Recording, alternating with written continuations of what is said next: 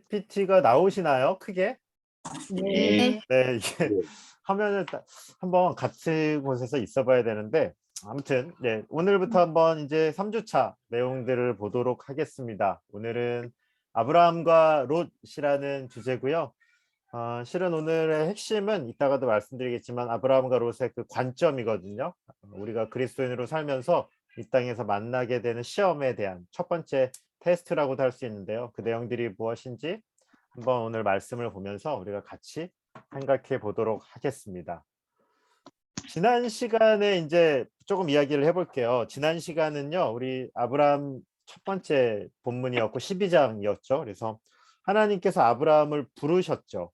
그 하나님께서 아브라함을 부르신 이 부르심의 핵심은요, 다른 게 아니라 어디를 떠나고 어디 막 조건들이 많지만 실은 명령어는 딱 하나였어요. 가라, 이거밖에 없었습니다. 그 약속의 땅으로 너 가라, 이렇게밖에 안 했습니다.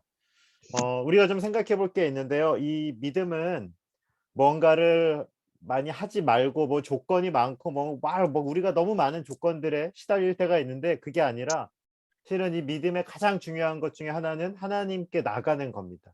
그리고 하나님과 함께 동행하고 그리고 하나님과 함께 살아내는 겁니다. 실은 우리 그리스도인 하면 좀 뭐랄까요, 좋은 사람이 되어야 될 것 같은 마음 많이 받지 않으세요? 뭔가를 하지 말아야 될 것 많고 조항들이 많은데, 그게 아니라 실은 이 믿음의 핵심은 하나님께 나가는 것이에요. 하나님께 나가고 그리고 결정적으로 하나님하고 함께 만나면서 이것들을 좀, 네, 혹시 지금 소리가 조금 나는데 계신 분은 음소거를 좀 해주시면 좋겠습니다. 네, 네, 고맙습니다. 네, 그 하나님께 나가는 것, 그래서 이제 하지 말아야 될 것들이 아니라 실은 먼저 적극적으로 하나님을 붙잡고 그리고 하나님과 함께 동행하면서 배우셔야 될 게 많습니다. 그래야지 진정한 배움이라고 저는 생각합니다. 그래서 이제 지난 시간 아브라함이 그 배움의 길을 떠났죠. 근데 그것이 참 쉽지 않았습니다. 아브라함의 길이 쉽지 않았어요. 그래서 보셨지만 아브라함이 하나님이 부른 약속의 땅에 갈 때 나이가 몇 살이었죠, 광민 형제님? 예, 음소거였는데, 예, 입모양 읽었어요. 75세. 예, 나이가 75세였고요. 그리고 도착한 땅에는 비어 있는 땅이었습니까? 사는 사람들이 있었어요? 사는 사람들이 있어. 네, 사는 사람들이 있었습니다. 야, 그 나이에 어렵게 그 땅에 갔는데 막 그런 땅이 막 비어 있고 막 청 펼쳐져야 되는데, 그게 아니라 이게 사실 마음이 무너지는 거죠. 어떻게 보면 어렵게 왔는데 막 눈에 보이는 조건은 참 좋지 않았습니다. 하지만 하나님께서는 그걸 알고도 그를 불러 주셨어요. 그리고 아브라함이 대단한 게 아니라 지난 시간 봤는데 아브라함이 좀 이렇게 하나님의 약속을 또 귀하게 여기지 않아요. 아직은 믿음의 첫 단계잖아요. 그래서 그 땅에 가뭄이 드니까 어떻게 돼요? 그 땅을 이동하기 시작했죠. 처음에 네게부, 남방이라고 부르기도 하고요. 네게부라고 하는 남쪽으로 이동했다가 거기서 어느 나라로 갔죠? 네, 이집트로 아예 가버렸습니다. 지도, 그 지난 시간에 제가 드린 지도 있는데 그게 되게 좋더라고요. 그 지도 한번 보시면 지형이 나옵니다. 이집트로 가요. 사실 하나님께 묻지도 않고 하나님이 주신 약속의 땅을 귀하게 여기지 않고 이제 떠나가는 거죠. 그래서 이제 아브라함이요, 엉망을 또 많이 하는데 또 어떤 일을 만나냐면 아내를 누구라고 속여요? 누나. 네, 야, 세상에, 아내를 이렇게 속입니다. 이게 아내를 위한 거 아니라고 저는 생각하는데요. 그죠? 여기 계신 우리 다 그렇게 생각하지 않나요? 이게 아내를 지키는 게 아니라 남편 살자고 하는 것 같은데, 제가 볼 때는 아브라함 자기 살라고 그 이제 막 뭔가 좀 이렇게 피하는 겁니다. 그런데 하나님께서요, 그 가정을 지켜주시는 분은 누구시라고요? 하나님이셔. 네, 아브라함은요, 아브라함의 믿음이 아버지라고 말할 때 실은 아브라함이 대단하고 아브라함이 뭔가 탁월하고 멋지고 우린 그렇게 생각하는데, 우리 이제 아브라함 이걸 보면서 보실 거예요. 실은 아브라함이 연약한 게 많습니다. 그가 믿음의 아버지가 되는 것은요, 그의 믿음이 탁월한 게 아니라 은혜 입은 자의 아버지예요. 그러니까 하나님께서 구원을 어떻게 이루시고 그리고 하나님께서 부름받은 사람이 어떻게 변해지는지를 그 아브라함을 통해 모델로 배웁니다. 너무 막 아브라함을 막 신격화하실 필요는 없어요. 아브라함의 모습 가운데 우리의 모습이 있습니다. 왜냐하면 우리도 죄인이고 아브라함도 죄인이고, 우리도 은혜가 필요하고 아브라함도 은혜가 필요하고, 우리도 예수 그리스도의 복음 가운데 하나님의 부르심을 받은 자들이고요. 아브라함도 하나님의 복음을 받은 자입니다. 그래서 우리가 좀 그것들을 같이 생각해 보면 좋을 것 같고요. 오늘의 이제 주제는요. 하나님께서 그럼 이제 이 연단해 주실 이 아브라함에게 어떤 일들이 일어날까? 어떻게 보면 첫 번째 스텝이라고도 말할 수 있는데, 하나님의 부르신 자에게 일어나는 첫 번째 일, 과연 어떤 일들이 일어날지 우리가 한번 같이 살펴보도록 하겠습니다. 오늘 본문이 조금 길죠. 우리가 원래는 한 2시간 정도에 다뤄야 될 내용이기도 한데요. 근데 13, 14장이 그 한 가지 주제로 이렇게 통합할 수 있을 것 같아서 같이 한번 정해봤습니다. 쭉 보시면 5가지 정도의 이 문단이 있고요. 아브라함과 롯이 다투기 시작하고 또 헤어졌고, 그리고 하나님이 다시 언약을 주시고, 14장이 조금 어려우셨죠. 14장이 왜냐하면 이게 지명이나 이름들이 이렇게 생소하니까요. 저희가 좀 14장은 좀 어려운데, 근데 그렇게 내용 자체는 크게 그런 이름에 너무 목매이지 않으셔도 괜찮아요. 예, 이게 크게 이런 스토리가 있었다. 그리고 이따가 한번 정리해 드릴 때 14장 한번 이렇게 쭉 중요한 부분들만 좀 기억하시면 크게 문제는 없으리라 생각합니다. 오늘 이제 1번 문제인데요. 아브라함은 베델과 아이 사이에서 어떤 일을 무엇을 할까요? 그리고 이것은 무슨 의미가 있을까 이렇게 돼 있는데요. 이선 집사님 3절과 4절 한 번만 읽어 주시겠어요? 네. 그가 네게부에서부터 길을 떠나 베델에 이르며 베델과 아이 사이 곧 전에 장막 쳤던 곳에 이르니 그가 처음으로 제단을 쌓은 곳이라. 그가 거기서 여호와의 이름을 불렀더라. 네. 베델과 아이 사이에서 아브라함이 한 것은 무엇입니까? 여호와의 이름을 불렀다. 여호와의 이름을 불렀다라는 것은 또 예배했다. 그리고 하나님께 나아갔다. 이런 의미를 담고 있겠죠. 잘 아시다시피 아브라함이 이집트에서 고생 좀 했죠. 아브라함이 이집트에서 네. 고생을 합니다. 거짓말을 했고요. 또 실은 아내를 뺏겼어야 됐고요. 제가 볼 때는 그 왕에게 당했어야 되는데 하나님의 도우심으로 그가 이제 건짐을 받은 겁니다. 아내 뺏겨도 그 아무 말 할 수 없는 상황이었는데요. 예, 완전히 우리 비겁한 아브라함. 네. 아브라함이 좀 그런데 겁 있는 것 같아요. 다음에도 또 한번 보겠지만 그런 부분들 의외로 사람이잖아요. 그래서 이렇게 탁월한 면들이 있음에도 불구하고 연약함도 있습니다. 아브라함은요, 어떻게 볼 때 첫 번째 시험에서 낙제한 거예요. 하나님의 약속의 땅을요, 너무 쉽게 버렸죠. 그리고 나서도 삶도요, 막 거짓말했죠. 막 여러 가지 면으로 볼 때 믿음의 사람으로 부름은 받았지만 아직 실력이 잘 갖춰지지 않았다라고 볼 수 있습니다.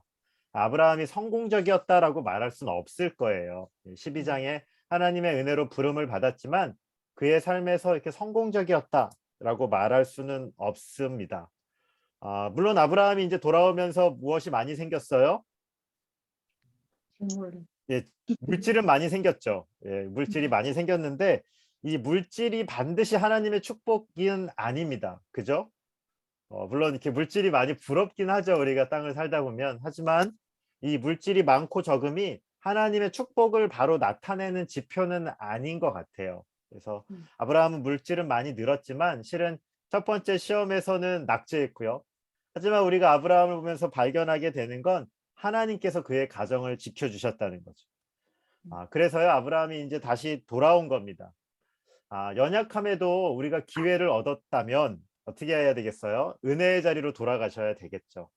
여기 우리 성경 공부하시는 모든 우리 가족분들도 그러셨죠. 하나님이 은혜 주셨지만 항상 우리가 신앙이 튼튼했던 건 아니죠. 때론 넘어지기도 하고 세상 가운데 흔들리기도 하고 세상의 기준을 따라 살기도 하는데 하나님께서 우리도 이렇게 붙잡아 주시고 또 우리도 하나님의 은혜로 살아가고 있다는 것을 매번 느끼잖아요. 그럴 때 이제 아브라함은요 은혜의 자리로 돌아간 겁니다. 하나님께서 우리를 긍휼히 여겨주시고 자꾸만 은혜를 주신다면 그 은혜의 자리로 돌아가서 하나님을 예배했던 그때로 기억하셔야 되고 다시 나가야 됩니다. 하나님께서는요, 오늘 이 아브라함을 불러서 이제 훈련을 좀 제대로 시켜주세요. 이제 아브라함에게 하나님이 어떤 훈련을 시키기 원하시는지 우리가 한번 또 다음 문제를 보면서 생각해 보겠습니다. 2번 아브라함이 롯이죠. 롯과 함께 할 수 없는 이유는 무엇입니까? 이것이 6절과 7절인데요. 강현주 집사님 6절과 7절 한번 읽어주시겠어요? 그 땅이 그들이 동거하기에 넉넉하지 못하였으니 이는 그들의 소유가 많아서 동거할 수 없었음이니라. 그러므로 아브라함의 가축의 목자와 롯의 가축의 목자가 서로 다투고 또 가나안 사람과 브리스 사람도 그 땅에 거주하는지라. 네, 맞습니다. 네, 아브라함과 롯이 함께 할 수 없는 중요한 이유는 무엇이죠? 어떻게 생각하세요? 가진 것이 많아서 그렇게 됐습니다. 예. 예, 아브라함을 따라서 롯도 이제 아브라함을 따라서 같이 온 그게 이제 형제라고 말할 수 있는데요. 물질이 많아지는 것은 축복일까요, 저주일까요? 어떻게 생각하세요? 우리 양현숙 권사님 어떻게 생각하세요? 돈이 많은 건 축복인가요, 저주인가요? 저는 축복이라고 생각해요. 잘 쓰면 돼요. 네, 맞습니다. 잘 쓰면 됩니다. 네, 그게 중요한데요. 근데 많은 사람들이 이렇게 잘 쓰는 것이 참 어려운 것 같아요. 또 물질이 많이 생겼을 때 때로는 우리 마음을 이렇게 잘 지키지 못할 때가 있고요. 그래서 청년들 만나고 저도 마찬가지인데 어떤 일 해야 돼요? 이렇게 물어보면 야, 돈이 수십억이 생겨도 하고 싶은 그 일을 해야 되는 거 맞지 않냐? 그러니까 돈이 막 생기면 갑자기 하던 일 멈추잖아요. 그러면은 그건 좀 건강하진 않은 것 같아요. 그러니까 돈이 많아져도 지금 네가 직업으로 삼고 있는 일을 할 수 있는 일을 하면 좋겠다라는 게 제 기본적인 마음이거든요. 근데 물론 다 상황은 조금씩 다르지만 어쨌든 간에 물질 때문에 그런 어려움들도 많이 생긴다라는 생각이 들어요. 이 아브라함과 롯이요, 물질이 많아지면서 갈등이 생깁니다. 그들 둘의 갈등이라기보다는 그들이 이제 가축도 키우고 이제 여러 가지 많은 그것들을 키우니까요. 당시에 가장 부족했던 것이 뭐냐면 풀이라든지 물이라든지 이런 것들이 이제 한정돼 있으니까요. 서로 일꾼들끼리 싸움도 많아지고 그렇게 된 것 같아요. 물질은 축복인가 저주인가 아까 열어봤는데요. 근데 제가 적당한 게 참 좋은 것 같아요. 그렇죠? 적당하게 있으면 좋겠는데 적당한 수준이 참 어렵죠. 적당하게 있는다는 게 참 어렵다라는 생각이 들고요. 제가 사역하면서 많은 교회에 있었던 건 아닌데 제가 있었던 교회 중에 간혹 어려웠었던 일들을 돌아보면 물질이 많았던 교회들이 어렵더라고요.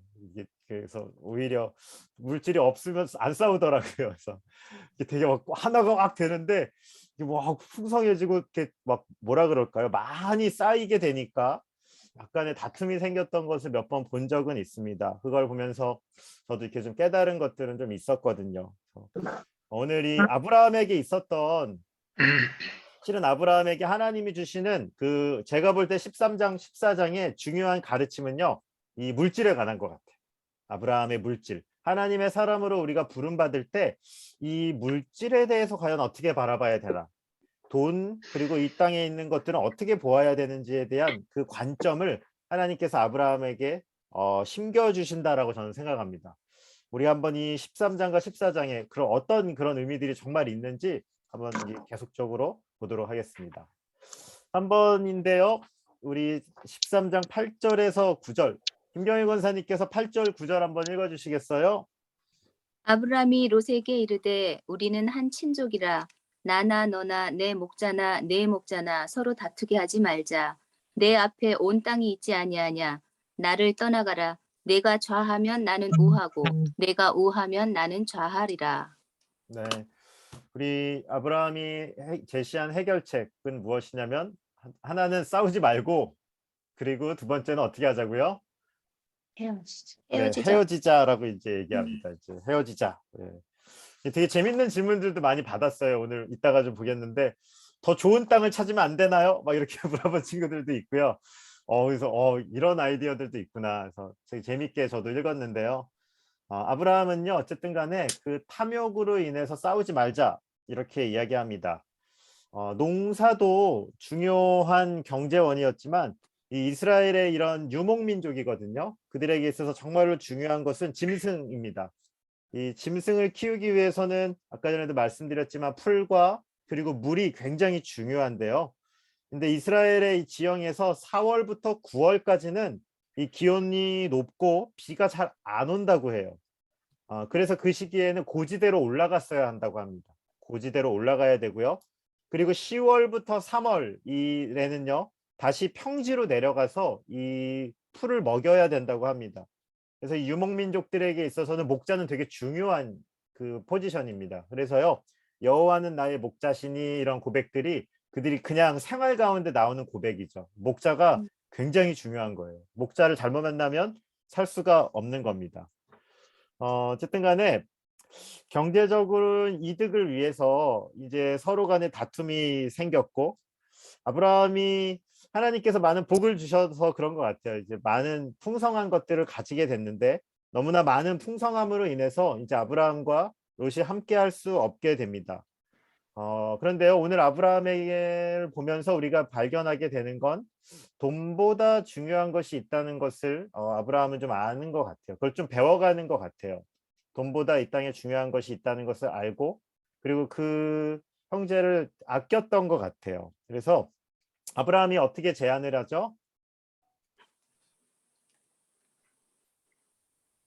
아브라함이 어떻게 제안합니까? 네가 땅을 고르자라고 얘기하죠.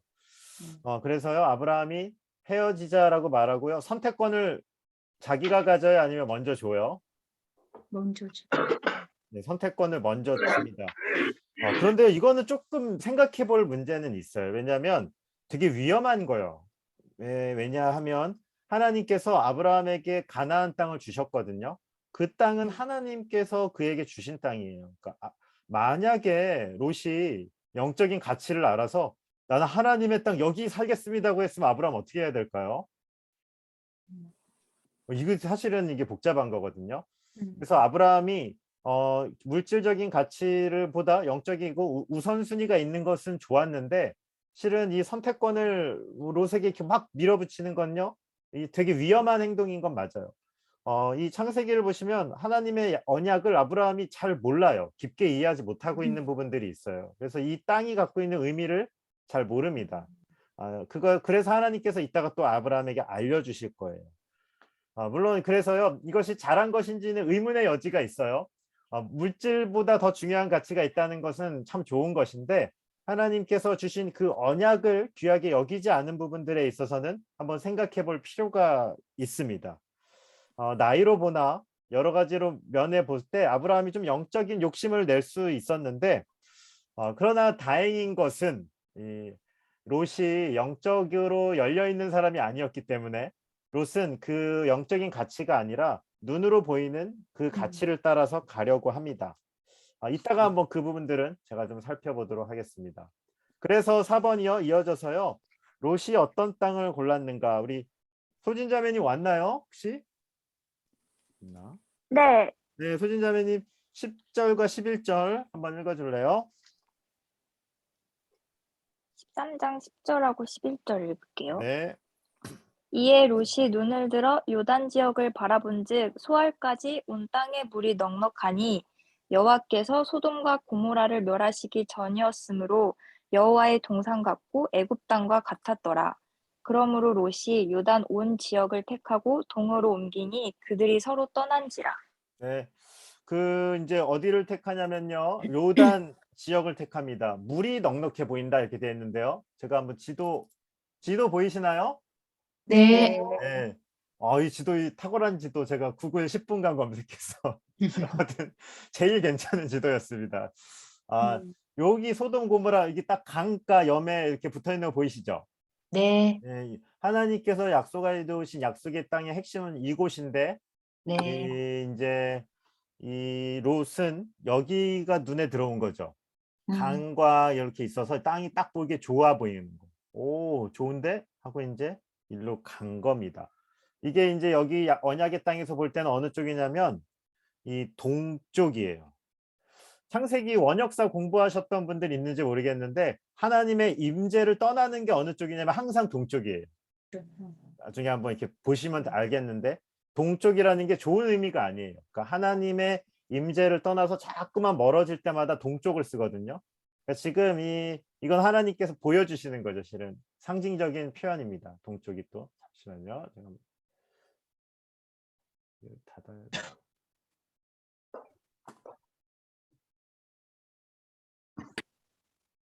아, 그림이 사라졌나요, 혹시? 있습니다. 있어요? 네.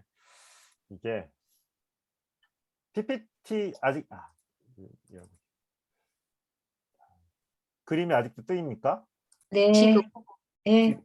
지금도 그림이 뜨나요?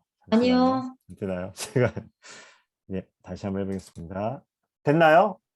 네. 네. PPT만 보이시죠? 네. 네. 롯이 이제 눈을 들어서 그 풍요로워 보이는 요단 땅을 선택한 겁니다. 강가를 보이는 땅입니다. 그리고 우리가 잘 아시겠지만 정말로 결정적인 실수죠. 왜냐하면 하나님이 주신 땅, 하나님께서 아브라함에게 약속해 주신 그 언약의 땅과 점점 멀어지는 땅을 선택한 거예요. 하나님께서 약속해 주신 땅은 그 가나안 땅인데 그는 자신의 눈으로 눈에 좋아 보이는 경제적인 원리로 탁월해 보이는 땅을 선택한 겁니다. 이게 되게 중요한 메시지가 있어요. 우리 성경 공부하시는 우리 성도님들께서는 어떤 기준으로 삶의 중요한 결정들을 내리시나요? 되게 실제적인 거죠. 우리 청년들도 그렇고 좀 계속적으로 우리 중요한 결정들 하시잖아요. 대학을 갈 때, 그리고 뭐 결혼을 할 때, 그리고 취업을 할 때, 뭐 직장을 정할 때, 뭐 이사를 할 때, 또 자녀 교육을 할 때, 우리 모든 삶에 있어서 기준들이 필요하지 않습니까? 그냥 어떤 기준으로 그런 결정들을 하고 계신지 궁금해요. 네. 이 아브라함과 롯의 결정적인 차이가 사실 있어요. 그래서 이거는 이따 뒤에 이게 사실 제가 볼 때 본문에서 제일 중요한 부분인데요. 이 창세기 13장 10절을 성경이 있으시면 한번 이렇게 보시면 좋고요. 13장 10절을 보시면 이렇게 기록되어 있어요. 이 롯이 어떻게 보냐면요. 이에 롯이 눈을 들어 이렇게 되어 있습니다. 이게 굉장히 중요한데요. 롯은 무엇을 정할 때 자기 눈을 들어 자기 눈으로 봐요. 그래서 눈에 좋아 보이는 데를 갑니다. 그래서 그 땅을 정한 겁니다. 근데 아브라함은 어떻게 볼까? 14절을 보시면요. 롯이 아브라함을 떠난 후에 여호와께서 아브라함에게 이르시되 너는 눈을 들어 이렇게 얘기해요. 그러니까 자기 눈이 아니라 하나님께서 시키는 대로 눈을 들어서 봅니다. 이 엄청난 차이가 있어요. 실은 두 개를 비교하는 거예요, 성경은. 이 롯은 자기 마음대로 자기가 보고 싶은데 저기 탁월해 보이는 애를 봤다면 이 아브라함은요 하나님께서 시키시는 거예요. 하나님이 시키신 방향을 보는 거예요. 실은 하나님이 시키신 대로 그 땅을 보는 겁니다. 영적인 눈으로 보는 거예요. 사실 이 13, 14절 핵심입니다. 이 둘의 태도를 한번 비교해 보고 이게 원어를 보면 좀 더 깊은데요. 하나님께서 그것을 보게 했다라는 의미들이 담겨 있어요. 그래서 우리는 우리가 원하는 대로 보고 또 우리가 원하는 대로 해석하기가 참 쉬운데 이 둘의 아주 결정적인 차이가 있다는 겁니다. 사실 참 어렵죠. 신앙생활하고 우리가 이 땅을 살지만 이 시대 가운데 가장 탁월한 가치는 돈 아닌가요? 거의. 네, 돈 조금 더 주는 데 있으면 우리 거기 가지 않나요? 사람들이. 좀 더 내 명성을 올릴 수 있는 데 있으면 글로 가지 않나요? 근데 우리가 그런 선택들을 하기 전에 정말로 하나님이 기뻐하시는 뜻이 있는지에 대해서 좀 하나님께 물어봤으면 좋겠습니다. 이 부분은 이따가 마지막에 정리하면서 한 번만 더 보도록 하겠습니다. 하나님께서 아브라함에게 무엇을 확인시켜 주실까요? 우리 14절부터 17절 김진영 제님 소리 혹시 낼 수 있나요?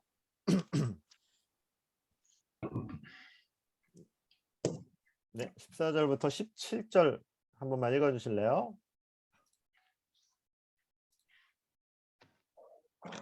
안 되는구나. 네, 오케이. 김혜정 집사님 괜찮으신가요?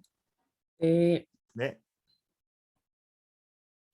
롯이 아브라함을 떠난 후에 여호와께서 아브라함에게 이르시되 너는 눈을 들어 너 있는 곳에서 북쪽과 남쪽 그리고 동쪽과 서쪽을 바라보라. 보이는 땅을 내가 너와 네 자손에게 주리니 영원히 이르리라. 내가 내 자손이 땅의 티끌 같게 하리니 사람이 땅의 티끌을 능히 셀 수 있을진데 내 자손도 세리라. 너는 일어나 그 땅을 종과 횡으로 두루 다녀 보라. 내가 그것을 내게 주리라. 네, 감사합니다. 그 하나님께서요, 눈을 들어서 보이는 땅을 주겠다라고 약속합니다. 그리고 14절이 되게 중요해요. 왜냐하면 우리 아브라함에게는요, 하나님께서 시키신 거예요. 이거 보는 건. 너는 눈을 들어 너 있는 곳은 북쪽, 남쪽, 동쪽, 서쪽. 그러니까 아브라함 네 맘대로 보는 게 아니라 하나님이 시키신 것을 보게 합니다. 그리고 나서 하나님께서요, 눈에 보이는 그 땅들을 주겠다라고 얘기해요. 실은 아브라함이요, 땅을 생각만큼 소중하게 안 여기고 있어요. 지금 성경 공부 해보신 분들은 알겠지만 막 위기가 찾아오니까 막 땅 버리고 갔고요. 그리고 또 지금도 막 야 뭐 네가 고르면은 나 글로 갈게 뭐 이런, 그러니까 땅을 하나님께서 불렀는데 땅에 대해서 이렇게 귀하게 여기진 않는 거예요. 어떻게 보면 그러니까 하나님께서 한 번 더 알려주시는 것 같아요. 야, 지금 네가 있는 그 땅이 얼마나 귀한 언약의 땅인데 너 그렇게 여기면 안 돼라고 저는 말씀하시는 것 같아요. 그래서요, 아브라함이 이 땅에 대한 관점이 바뀌어요. 나중에 이제 보시면 알겠지만 후반부에 가면 이 땅이 얼마나 소중한지를 알아요. 그래서 하나님께서 자기 자손을 그 이제 400년 뒤에나 돌아오게 될 땅인데 돈을 주고 이 땅을 사요. 나중에 땅 살 기회가 있을 때. 왜 사냐면 이 땅이 언약의 땅인 것을 아브라함이 이제 절실하게 느낀 겁니다. 시간이 지나면서. 그러니까 우리가 처음에는 믿음이 연약하기 때문에 그 믿음이 갖고 있는 가치를 잘 모르는데 하나님과 함께 동행하면서부터 이 믿음이 갖고 있는 능력과 그 유산과 그 가치를 아브라함이 서서히 보기 시작하는 거죠. 네, 하나님께서요, 그것들을 보여주시는 겁니다. 어쨌든 간에 지금 아브라함은 다소 소중히 여기지 않고 있었죠. 그래서 하나님께서는 약속의 땅이 이 땅이 얼마나 귀한 땅인지 하나님께서 알려주십니다. 그리고 하나님께서요, 아브라함에게 하나님의 비전을 보여주시는 거예요. 이 땅에 어떤 일이 일어날지 이제 보여주시죠. 내가 보이는 땅을 내 자손에게 주리니 영원히 이르리라. 그리고 16절, 17절이 축복의 말씀이죠. 이거 되게 중요한 건데요. 이게 하나님의 비전이에요. 하나님의 비전을 지금 누가 보고 있는 거예요? 아브라함이 보고 있는 겁니다. 우리는 비전이라고 말하면 내가 하고 싶은 것, 내 야망, 내 꿈을 생각할 때가 있는데 그게 아니라 실은 성경이 말하는 비전은 하나님의 비전이에요. 그래서 이 비전이라는 것은 하나님으로부터 오는 겁니다.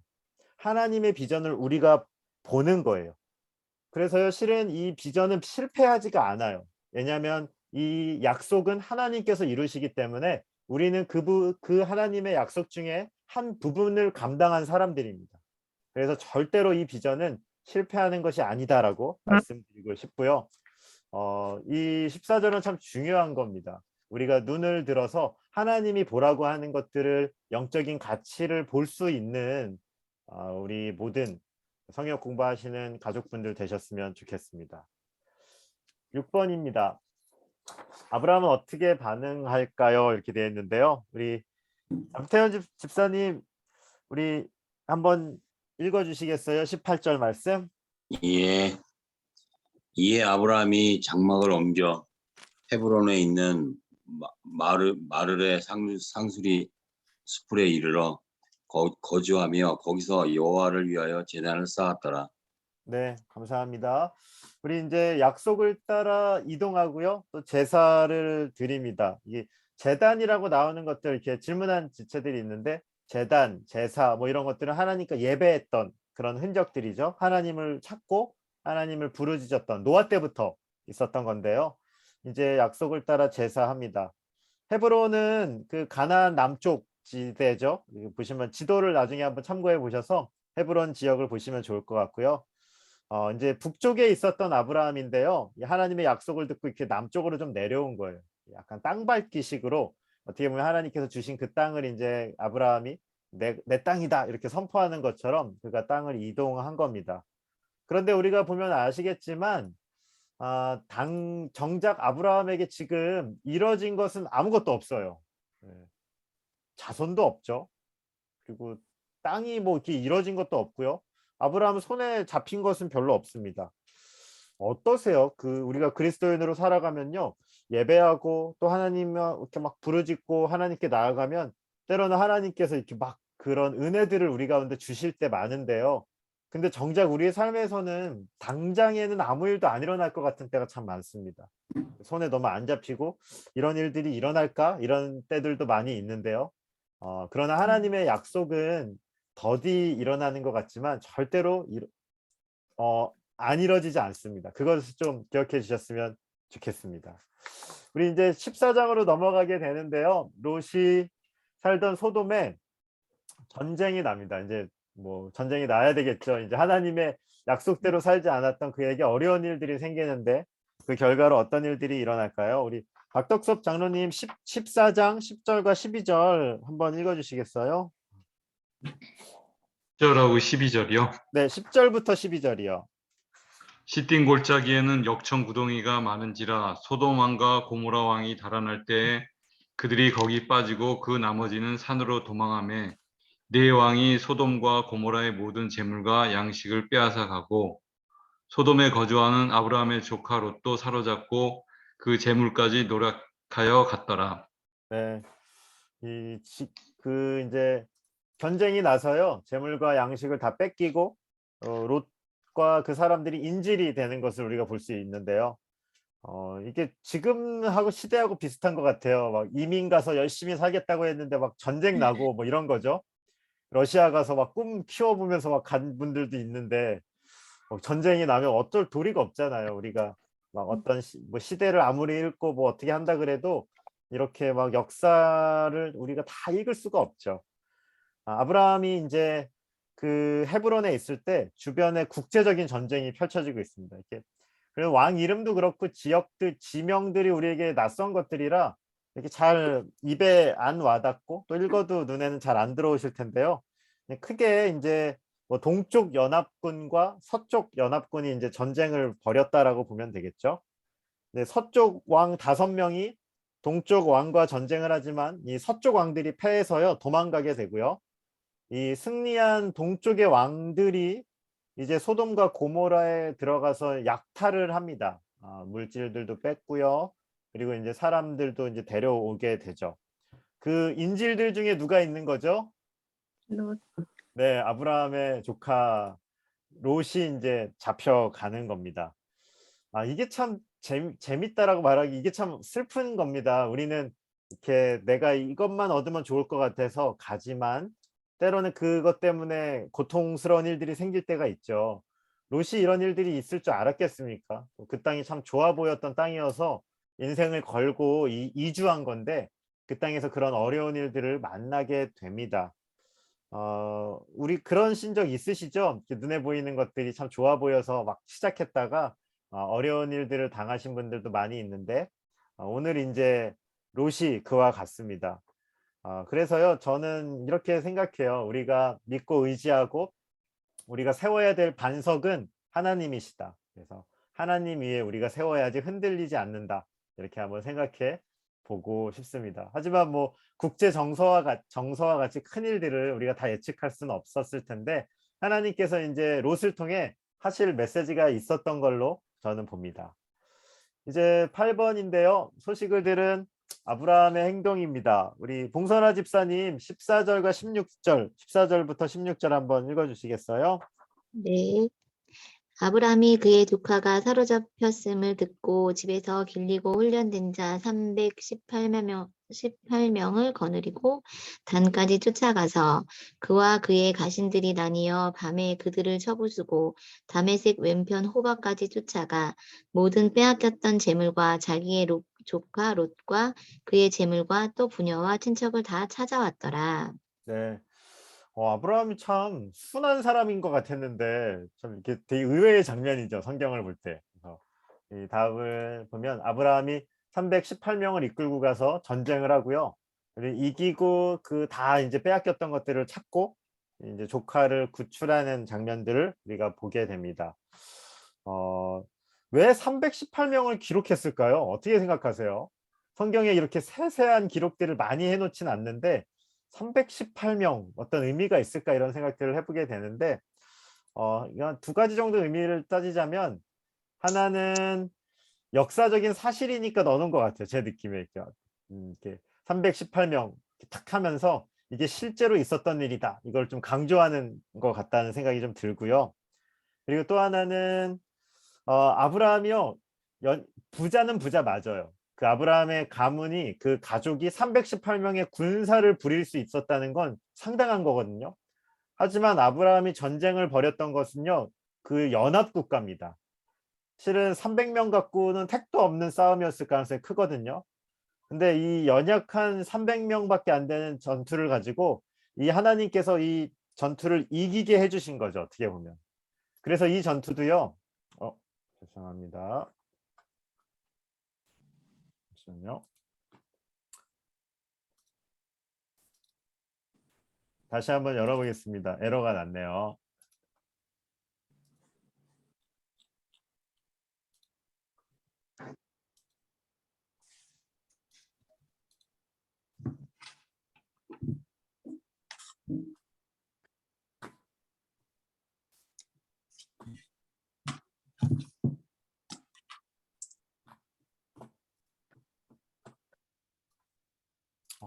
감사합니다. 잠시만요.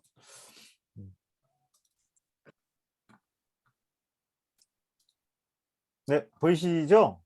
네. 네네. 그래서 이 318명이 하나님께서 승리케 하신 전쟁이다라는 것들을 오히려 생각해 볼 수 있는 것 같아요. 그 연합국가와 했는데 몇 명 안 되는 전투 병사를 이끌고 가서, 물론 개인으로서는 참 대단한 가문이고 돈도 많은 거인 건 분명하지만 이 연합국가와 해서 그 300명을 갖고 해서 이기긴 쉽지 않거든요. 그래서 하나님이 이기게 하신 전쟁이라는 것을 말해 주는 걸로 보이고요. 그리고 몇몇 분들이 또 물어보셨는데 이 아브라함이요 되게 돌발적인 행동을 많이 한다. 네.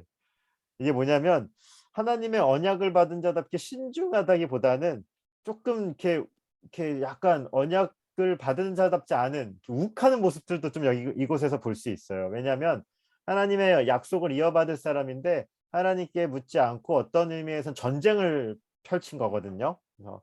그래서 학자들은 하나님께서 아브라함을 굉장히 많이 챙겨주셨다 이렇게 보기도 합니다. 아브라함이 계속적으로 막 돌발 행동을 하는 거예요. 롯, 뭐 네가 정해, 막 이런 것도 아브라함이 했었고요. 지금 전투도 어떻게 보면 하나님 간담을 서늘하게, 이런 표현은 좀 약간 조심스럽지만 이게 전투해가지고 아브라함 다치면 안 되거든요. 아브라함이 이제 죽으면 안 되거든요. 근데도 아브라함이 굉장히 돌발 행동을 많이 한다. 이런 것들도 한번 생각해 볼 수 있습니다. 하나님께서 아브라함을 계속적으로 붙잡아 주시는 것들을 우리가 이 전투를 보면서 보게 됩니다. 그리고 이제 14장에서 중요한 부분들은 두 명의 왕인데요. 아브라함이 만난 두 명의 왕은 누구인가요? 우리 진호 형제님. 진호 형제 말할 수 있나요? 네, 14장 17절과 18절 한번 읽어줄래요? 그와 함께 한 왕들이 치아부수고 돌아올 때에 소돔 왕이 사회 고자기고 왕의 고자기로 나와 그를 영접하였고 차례 왕의 기치대기 떡과 포도주를 가지고 나왔으니 그는 지극히 높으신 하나님의 제사장이었더라. 네. 아브라함이 두 명의 왕을 만나는데요. 전쟁을 이기고 왔을 때 첫 번째 만난 왕이 누구였죠? 어디 왕? 소돔, 네, 네, 소돔 왕 맞습니다. 그리고 두 번째 만난 왕은요? 살레와, 네, 살렘 왕 멜기세덱. 그래서 이제 살렘 왕 멜기세덱 그리고 소돔 왕 둘을 만나게 됐는데요. 두 명이 갖고 있는 그 의미들이 좀 있어요. 그래서 그것들을 조금 한번 마지막으로 짚어보고자 합니다. 멜기세덱은 누구인가? 이게 되게 의문이죠. 사실 어려운 부분인데 아브라함은 그를 어떻게 대하는가인데요. 우리 이선 집사님 18절과 20절 말씀 한번 읽어주시겠어요? 살렘 왕 멜기세덱이 떡과 포도주를 가지고 나왔으니 그는 지극히 높으신 하나님의 제사장이었더라. 그가 아브라함에게 축복하여 이르되 천지의 주제이시오 지극히 높으신 하나님이여 아브라함에게 복을 주옵소서. 너희 대적을 내 손에 붙이신 지극히 높으신 하나님을 찬송할지로다 하매 아브라함이 그 얻은 것에서 10분의 1을 멜기세덱에게 주었더라. 네, 이 멜기세덱이라는 인물이 나오는데 성경은 이렇게 얘기합니다. 지극히 높은 하나님의 제사장이라고 소개하고요. 그리고 아브라함이 그에게 10분의 1, 그 전쟁에서 이긴 10분의 1의 물질을 드리고, 어떻게 보면 성경에서 최초의 11조라고 말할 수 있는 그 물질을 드리는 장면을 우리가 볼 수 있는데요. 요 멜기세덱이라고, 제가 오타였네요. 멜기세덱이라고 썼는데 세덱이죠. 살렘의 왕이다라고 이렇게 나오고 있습니다. 여러 가지 이제 그 의미들이 있는데요. 이 살렘 왕이 무엇인가라고 했을 때 몇 가지 의미들을 생각해 보면요. 이 원어로 이 살렘이라는 것은요, 의롭다라는 뜻을 갖고 있어요. 그래서 의의 왕이다, 의로운 왕이다라는 의미를 갖고 있고요. 또 하나는 이 살렘하고 비슷한 단어 중에 하나가 샬롬. 샬롬 많이 아시죠? 네. 네, 샬롬은 교회 다니신 분들이 제일 많이 쓰는 히브리어인데요. 이 평화입니다. 샬롬. 샬롬 있어라. 뭐 에이레네, 헬라어로는 에이레네고요. 평화인데, 그래서 평화의 왕이라고도 말할 수 있고요. 그리고 이 살렘이라는 어원에서 나온 도시가 어디냐면 예루살렘. 이 하나님의 도시죠. 그래서 이 중의적인 의미를 갖고 있지 않는가. 이 멜기세덱이라는 인물이 갑자기 등장하면서 실은 이 하나님을 상징하고요. 신약에 보시면 예수님을 또 이 멜기세덱하고 비유하는 본문들도 있어요. 한번 찾아보시면, 그래서 하나님의 사람을 나타내는 것이 이 살렘 왕 멜기세덱입니다. 떡과 포도주를 갖고 오는데요. 그것도 당시에 제사장들이 갖고 다니던 물건이에요. 그러니까 하나님의 사람을 상징하는 거고요. 영적인 사람을 나타내는 겁니다. 그리고 그가 이제 아브라함에게 복을 빌어줄 때,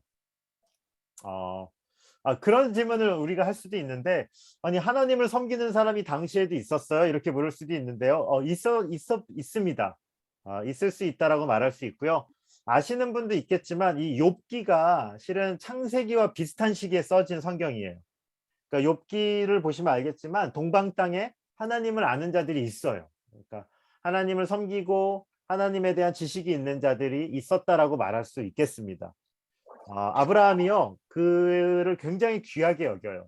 그리고 그가 내리는 영적인 그런 축복들을 굉장히 중요하게 여기고요. 아브라함이 그에게 뭘 주죠? 뭘 준다고요? 11조. 이 11조를 드리는데 11조의 의미는 다 아시겠지만 실은 이 모든 것이 당신의 것이다라는 것들을 고백하는 거죠.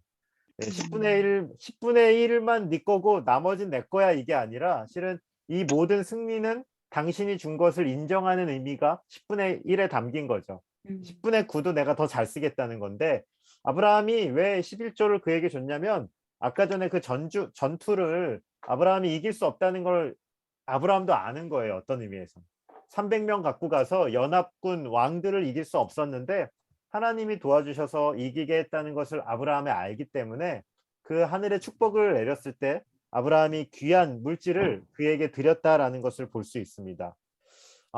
이 전반적으로 창세기 13장과 14장을 보면 이 아브라함에게 있어서 이 하나님의 나라를 바라보는 관점이 굉장히 많이 성숙해지고 있다는 것을 볼 수 있어요. 물질의 가치에 이제 휩쓸리지 않고 실은 영적인 가치를 보는 자들로 바뀌고 있습니다. 아브라함은 그래서요, 물질보다 하나님을 더 의지하고 영적인 가치를 굉장히 귀하게 여기고 있다는 것을 이 멜기세덱을 대하는 것을 보면서 우리는 발견하게 되죠. 반면에 이 소돔왕이 나옵니다. 우리 원재 형제님 14장 23절 한번 읽어줄래요?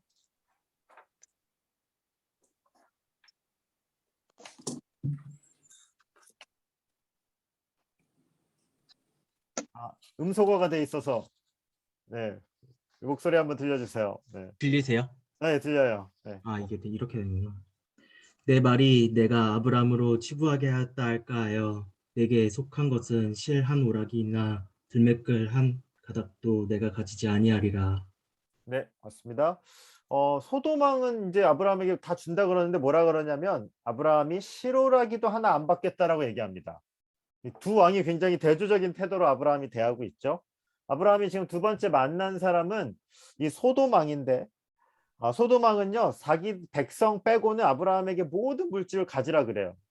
내 백성이 원래 땅에 이 성에 살던 사람 말고는 네가 다 가져도 돼 라고 얘기하는데요, 아브라함이 그걸 다 거절합니다. 어떻게 보면 되게 좋은 제안 아니에요? 많은 물질을 준다 그러는데 그런데 아브라함이 왜 거절했을까요? 이걸 생각해 보면 여기 두 가지를 비교하고 있는 거예요, 성경이. 살렘이 아까 전에 이 멜기세덱이 하늘의 복을 빌어준 하늘의 제사장이었다면 소돔은요, 세상이 말하는 물질적 가치예요. 그리고 이 소돔왕은 아까 전에도 우리가 뒤에 보겠지만 소돔과 고모라는요, 이 당시에 현세적으로 물질적으로도 굉장히 탁월했지만 타락한 문화가 이끄는 땅이었습니다. 그래서 이 소돔은 어떻게 말하면 세상 사람들이 좋아하는 탐욕의 땅이었습니다. 세상 사람들이 부러워할 만한 것들을 가득 갖고 있는 성이 이 소돔이었어요.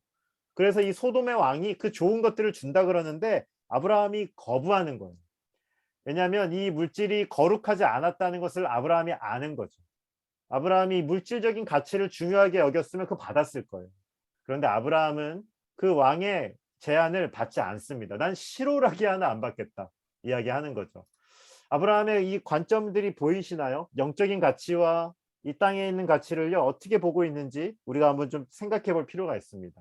아브라함은요, 이 창세기 13장, 14장을 통해서 하나님의 나라, 영적인 가치, 그리고 하나님 나라에 대한 그 가치로 선명하게 세워지고 있어요. 그것들 우리가 한번 좀 생각해 보면은 좋겠습니다. 이제 몇 가지 질문들만 좀 다뤄볼게요. 아브라함이 롯에게 먼저 선택권을 준 이유, 이렇게 물어보셨는데요. 어떻게 생각하세요? 멋있으려고. 네. 형이니까 뭐 이런 거 있죠. 약간 이제 남자들 약간 그런 거 있죠. 네가 해야지 뭐 이런 것 좀 있는데 좋게 말하면 양보하는 거고 또 뭐 배려했을 수도 있는데 나쁘게 말하면은 영적인 가치에 대해서는 좀 위험한 일이기도 했어요. 그래서 이렇게 우리가 좋은 사람이 되는 것도 물론 좋지만 영적인 일에는 욕심을 내셔야 되죠. 이 두 가지가 같이 가기가 좀 어려워요, 사실. 근데 잘 분별할 수 있어야 되는 것 같아요. 양보할 게 있고 양보하면 안 될 것이 있어요. 사실 그게 되게 중요한 것 같아요. 그래서 좋은 사람인데 바보가 돼서는 안 되거든요. 그러니까 어떤 일에는 선명한 기준들이 있으셔야 되는 것 같아요. 그래서 아브라함이 아직은 그 부분들은 좀 덜 된 것 같아요. 저는 그렇게 좀 생각하고 있습니다. 또 두 번째, 아브라함과 롯의 이별은 하나님의 계획인가? 이거 어려운 질문을 어떻게 생각하세요? 하나님의 그쵸? 계획이었겠죠. 하나님의 계획. 네.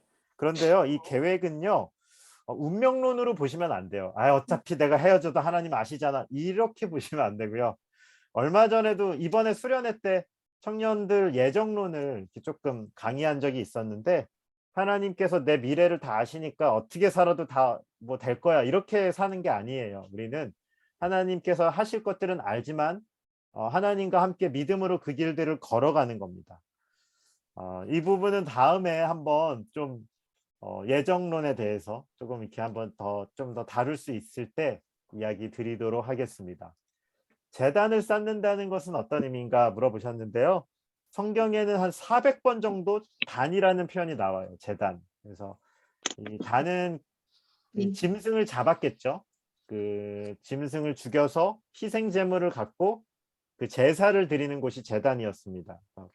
하나님께 경배하고 또 우리가 이 죄성들을 고백하는 그런 예배 장소가 제단이었고요. 구약에는 아직 그런 예배라든지 제사가 선명하게 드러나지 않았기 때문에 이 제단을 통해서 하나님께 예배했던 것 같고요. 이제 모세를 통해 율법이 주어지고 그리고 이제 신약으로 오면서 예수 그리스도가 십자가에 죽으시는 것까지 그 의미들이 들어가겠죠. 그래서 제단에 대해서는 그 하나님과 그냥 예배하는 곳이다. 우리는 그냥 크게 이렇게 생각하면 쉬울 것 같습니다. 아브라함과 롯이 다시 만난 이유는 무슨 연인 같네요. 저한테 물어보시죠. 롯이 다시 만난 이유는 아브라함이 뭐 좀 그래도 롯을 아꼈던 것 같아요. 좋은 사람이었던 것 같아요. 물질적인 가치보다는 사람에 대한 가치 그리고 하나님 나라에 대한 가치를 아는 사람이지 않았을까. 그래서 롯을 또 귀하게 여겼기 때문에 그를 이렇게 구해주고 살려주지 않았나 이렇게 한번 생각해 봅니다. 이런 질문도 있었어요. 롯이 요단을 택할 때 아브라함은 몰랐을까? 이렇게 물어보셨는데 말렸어야지 뭐 이런 거겠죠. 야, 그 물질적인 땅인데. 근데 성도님들 말리면 들어요? 안 듣잖아요. 뭐 성도님들도 안 들으셨잖아요. 저도 안 들었는데요. 말린다고 들었을까요? 안 들었을 것 같아요. 말렸을 수도 있어요. 제가 볼 때. 근데 안 들었을 것 같아. 야, 또 서운했을 것 같은데 뭐 성경이 기록하지 않았으니까 우리가 알 수는 없지만 알 수도 있었겠지만 물론 마음은 좀 쓰였을 것 같아요. 하지만 우리가 뭐 그렇게 말한다 그래서 말을 듣지는 않았을 것 같습니다.